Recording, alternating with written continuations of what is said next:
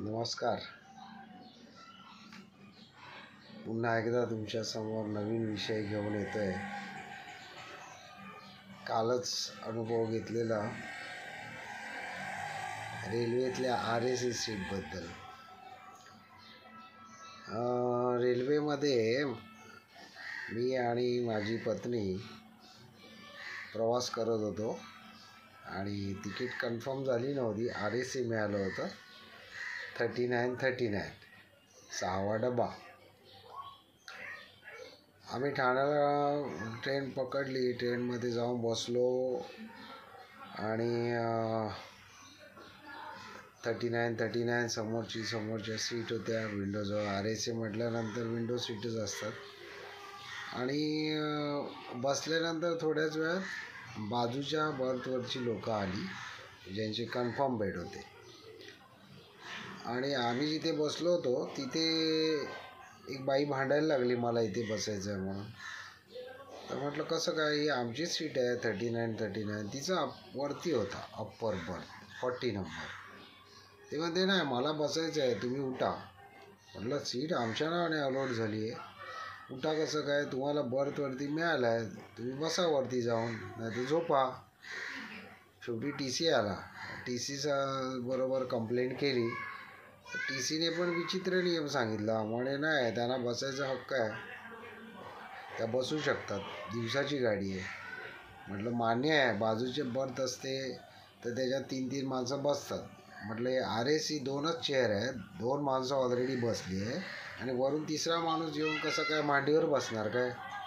तो म्हणे नाही, मग तुम्ही चेअरचा बर्थ करा आणि तिघाने बसा. म्हटलं तुमच्या गाडीमध्ये असं आडव्या बाकड्यावरती खिडकीजवळच्या तिघांनी कसं बसता येतं. येणारे जाणारे अनधिकृत फेरीवाले कसे ते तुम्ही बंद करता का. ते येऊन येता जाता धक्का मारणार. शेवटी वाद नको म्हणून त्या बाईला बसायला दिलं. ती बाई पण एवढी हट्टी की तिचा कन्फर्म बर्थ असताना पण आणि आजूबाजूचे 3 बर्थ त्यांचे असताना तिथे बसू शकत असताना पण मुद्दाम आमच्यामध्ये येऊन बसली. हाच तो मानवी स्वभाव, काय करायचं. पण रेल्वेचा हा नियम मला विचित्र वाटला की RSC म्हणून तुम्ही चेअर दिलेले आहेत बसायला आणि 2 माणसांना 2 चेअर दिलेल्या असताना वरच्या बर्थवाल्याला खाली येऊन बसू शकतो असं कसं काय म्हणू शकतात हे लोक. आता TCने म्हटलं म्हणजे तो रेल्वेचा नियम असू शकतो, त्याच्याबद्दल काय वाद नाही. पण मग रेल्वेचा असा हा नियम तरी कसा उरफाटा. आणि रेल्वेचे असे अनेक नियम आहेत जे आपल्याला कोड्यात टाकणारे ठरतात. बघा तुम्ही, आम्ही जेव्हा बुकिंग करतो लांब कुठे जायचं असेल, ॲडव्हान्स बुकिंग केलं, वेटिंग तिकीट राहिलं, कधी वेटिंग तिकीट राहिलं आपण कॅन्सल केलं तर रेल्वे चार्जेस कापून घेते, बरोबर आहे. पण कधी वेटिंग तिकीट कन्फर्मच होत नाही आणि रेल्वे आपोआप आपल्याला ॲटो जनरेट सिस्टीमने ऑनलाईन पैसे पाठवून देते, तरी ते लोक चार्जेस कापून घेतात. ही भानगड काय माझ्या लक्षातच नाही आली. भाई रेल्वेने आपले पैसे काही दिवस वापरायचे, तिकीट कन्फर्म नाही करायची किंवा होत नाही, समजा नसेल कॅपॅसिटीच्या बाहेर असतील मागणी, तर ॲटलिस्ट त्यांचे पूर्ण पैसे तरी परत द्या. पण आपोआप तिकीट कॅन्सल झालेली आहे, तिकीट कन्फर्म झालेली नाही, त्यांना तुम्ही ऑनलाईन पैसे पाठवता तर ते तरी पूर्ण द्या.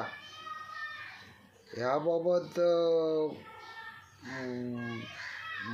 माझं जे म्हणणं आहे कदाचित तुम्हालाही पटत असेल. तुम्हालाही कित्येक वेळा असं नुकसानाला समोर जाऊ लागलं असणार की तिकीट कन्फर्म नाही झाली आणि ऑटो पैसे बँकेत आले पण ते पूर्ण रक्कम नाही, बरेचसे पैसे रेल्वेने चार्जेस म्हणून कापून घेतले. तरी याबाबत जे कोण रेल्वे यंत्रणेत काम करत असतील किंवा ज्यांच्या कोण ओळखीचे असतील त्यांनी आपलं हा जो निषेध आहे तो त्यांच्यापर्यंत जरूर कळवावा असं मी तुम्हाला आवाहन करतो. तुर्तास हा रेल्वेचा अध्याय इथेच संपवतो. Bye bye, Tata.